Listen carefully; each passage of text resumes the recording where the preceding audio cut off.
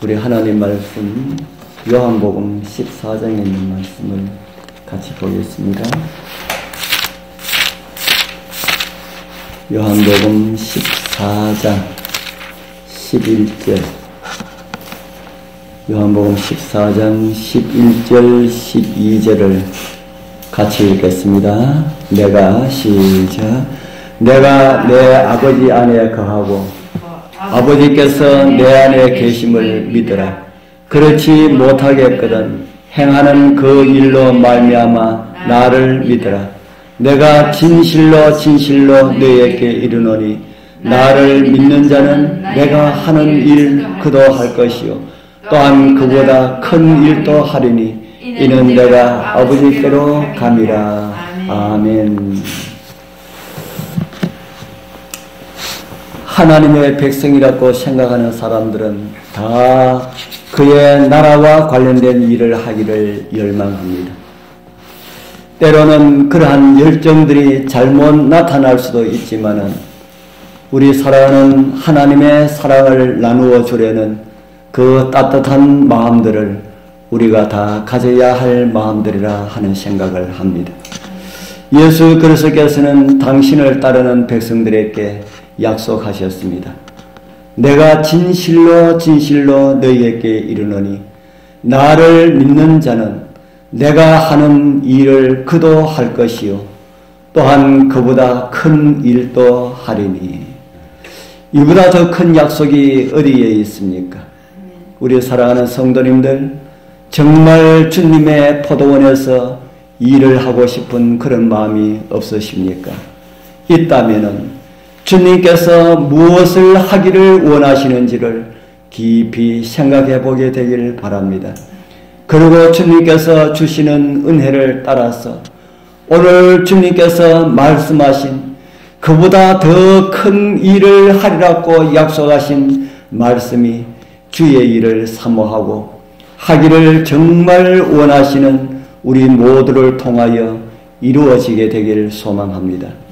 주님께서 세상에 계실 때에 그리스도의 일은 주로 유대에 한정되었습니다. 육신을 입으신 주님께서 그렇게밖에 하실 수 없었기 때문입니다. 그러나 그의 활동이 다른 나라까지 확장되지 않았다고 해도 각 나라의 사람들은 그의 교훈을 듣고 세계 곳곳에 기별을 전하게 되었습니다. 그가 행한 놀라운 이적의 이야기를 듣고 사람들은 예수님을 알게 되었고요. 그의 고난과 죽음에 관한 지식이 오순절에 참여한 수많은 군중들에게 증언되었고 그것은 예루살렘에서 세계 여러 곳에 전해지게 되었습니다. 그리고 그분의 죽음이 나와 무슨 관련이 있는지도 전해졌습니다.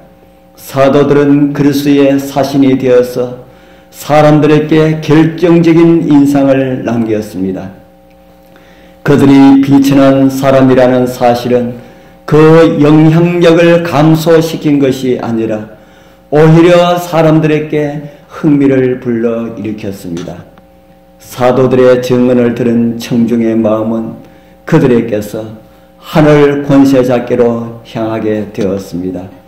그들의 분명한 증언을 들으면은 이것이 그들의 능력에서 나온 것이 아니라 단지 주 예수께서 그들과 함께 계실 때에 행하신 일을 그들이 계승하는 것임을 그들은 알 수가 있었습니다.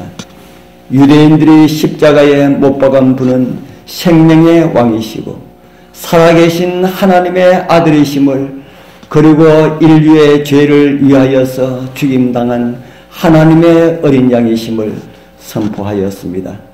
그리고 자신들은 예수가 행하였던 일을 그의 이름으로 행하고 있음을 그들은 겸손하게 그리고 담대하게 선포하였습니다. 온 우주를 창조하신 하늘왕께서 우주에서 가장 작은 별 세계라고 할 수 있는 이 어두운 지구에 있는 죄로 인하여 멸망할 사람들을 구원하시려고 사람이 되셨다는 사실을 믿는 사람들은 누구나 다 하나님의 자녀로 태어났습니다. 그럼에도 그분을 거절한 사람들이 많이 있었습니다. 거절하든지 받아들이든지 이 세상은, 아니 온 우주는 생명의 왕께서 통치하고 계십니다. 세상 죄를 지고 가는 하나님의 어린 양은 온 세상을 위하여서 죄의 값을 지불하셨습니다. 그리고 순종하고 믿고 받아들이고 생명을 얻으라고 우리를 부르십니다. 이 부르심에 반응하면 우리 모두는 구원을 받을 수가 있습니다. 이 말씀을 들으시는 모든 분들, 오늘 이 아침 다시 우리의 모든 것을 주님께 드려지는 그런 은혜가 있기를 소망합니다. 진짜로 주님을 모신다는 것이 무엇인지 깨닫고 주를 위하여 주님의 동역자들로 살아가시길 바랍니다. 모든 사람이 반역자의 검은 깃발을 떠나서 그리스도의 깃발 아래 모이게 된다면 겸손하게 자신의 멸망의 처지를 깨닫고 복음을 받아들이고 구원을 받는다면 예수 그리스도께서는 온 인류를 하나의 교회로 만드실 것입니다. 그분은 그의 말씀을 믿는 사람을 충실한 주님의 일꾼들로 아버지 앞에 내세우게 되실 것입니다. 예수 그리스도는 우리의 중재자이시고 우리의 구속주가 되십니다. 그분을 따르는 택하신 종들은 사단이 지배하지 못하도록 지키시고 모든 원수들을 제압하실 것입니다. 그리스도는 제자들을 고아로 버려두지 않으셨습니다. 오늘 주님을 따르는 제자들도 결단코 혼자 감당하도록 버려두시지 않을 것입니다. 제자들이 이 사실을 알고 있기를 주님께서는 바라셨습니다. 오늘 말씀을 들으시는 우리 모두도 이러한 하나님의 섭리를 잊지 않기를 바라실 것입니다. 십자가를 지시기 전에 제자들에게 그는 세상 죄를 위하여 죽임을 당하시고 우리를 의롭게 하시기 위하여서 부활하게 될 것임을 제자들이 알기를 원하셨습니다. 승천하여서 비록 곁에 없을지라도 믿음으로 그들은 주님을 쳐다보고 확인할 수 있을 것임을 알기를 원하셨습니다. 그리고 그분은 함께 있을 때와 동일한 사랑과 관심을 나타내실 것임을 항상 기억하게 되길 바라셨습니다. 그리스도께서는 부활하셔서 살아있는 자기 모습을 보여주시겠다고 제자들에게 보증하셨습니다.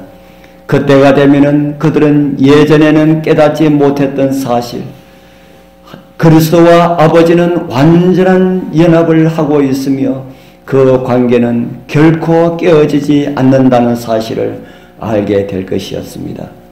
오늘 우리는 그런 주님께서 제자들에게 향하였던 그 마음들을 성경을 통하여서 공개해 주신 후에 살아가고 있습니다. 제자들에게는 가려져 있었지만 우리들에게는 다 열려 있다는 것입니다. 얼마나 감사한 일입니까? 그럼에도 믿지 못하고 의심하고 온전히 우리 자신을 드리지 못하는 이유가 어디에 있을까요?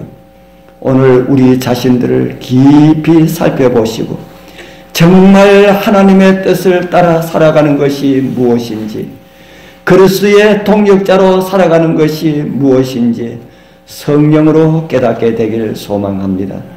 그래서 주님께서 주님의 이름으로 보내신 성령으로 주님의 동역자들로 넉넉하게 살아가는 그런 은혜가 우리 모두와 함께하기를 축복합니다. 기도드리겠습니다. 하늘에 계시는 거룩하신 아버지 하나님, 감사합니다.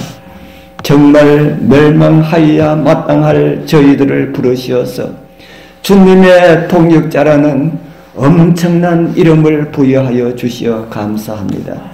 우리의 마음을 성령으로 채워주시사 주님의 동역자로 살아가기에 부족함이 없게 하여 주옵소서. 오늘도 말씀 안에 살아가게 하시고 말씀으로 이기게 하시는 예수님 이름으로 간절히 기도드리옵나이다. 아멘.